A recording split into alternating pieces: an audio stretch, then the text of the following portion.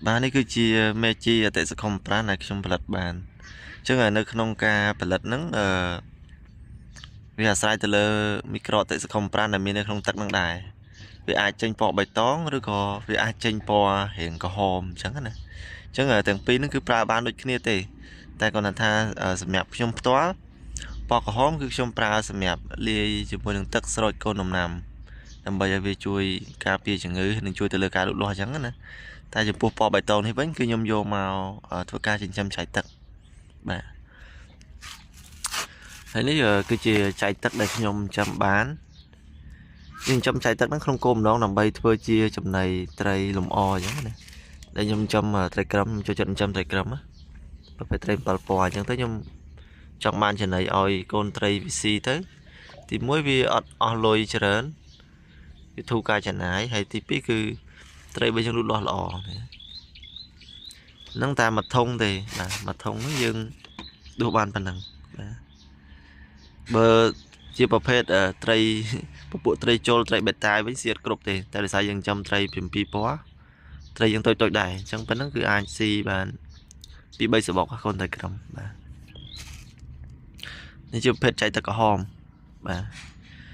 ចៃទឹកនេះបើយើងនិយាយទៅថាវាមិនពិបាកចិញ្ចឹមទេប៉ុន្តែបើយើងអត់ចេះបច្ចេកទេសក្នុងការចិញ្ចឹមក៏ចិញ្ចឹមអត់បានដែរដោយសារតែចំណីដែលចៃទឹកនោះស៊ីគឺជាប្រភេទប្លង់តង់តូចដែលយើងមិនអាចមើលនឹងភ្នែកឃើញអញ្ចឹងបានយើងត្រូវធ្វើការបង្កើតប្លង់តង់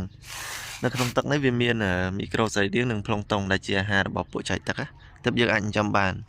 បើយើងយកទឹកស្រះទឹកទន្លេអីធម្មតាយកមកចិញ្ចឹមគឺចិញ្ចឹមវាអត់ដូចទេអញ្ចឹងហ្នឹងបាទនេះគឺជាចៃទឹកដែលយើងបានដួសមុនហ្នឹងនេះខ្ញុំបានលាងវាសម្អាតវាហើយចាក់វាដាក់នៅក្នុងកែវដើម្បីយើងឲ្យចំណីទឹកកូនទឹកក្រឹមបាទនេះកូនទឹកក្រឹម7ពណ៌វាទើបតែញាស់បានរយៈពេលចំនួន2សប្តាហ៍អញ្ចឹងនៅពេលដែលយើងមានជាចៃទឹកឲ្យវាស៊ីគឺវាលូតលាស់លឿនបាទលូតលាស់លឿន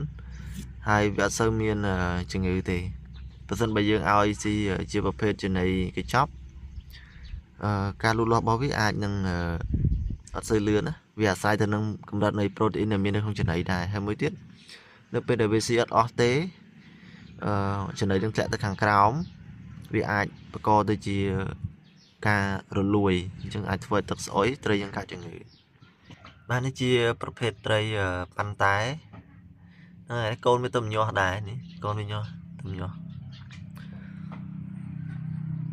មេវានៅខាងក្នុងតាហ៊ានចេញមកដោយសារត្រីប៉ាន់តែនេះរៀងល្អើវារៀងខ្លាចមនុស្សបាទមេវានោះចឹងប៉ុន្តែនៅក្នុងនេះខ្ញុំចំជាវងវាចម្រុះមានពណ៌ខ្មៅមានពណ៌ទឹកក្រូចមានពណ៌សវាមានច្រើនពណ៌ចម្រុះបាទនេះមកសបុកទៀតតែឈ្មោលនេះកតុយវារៀងហែកវាធ្លុះកាលហ្នឹងវាជុលគ្នា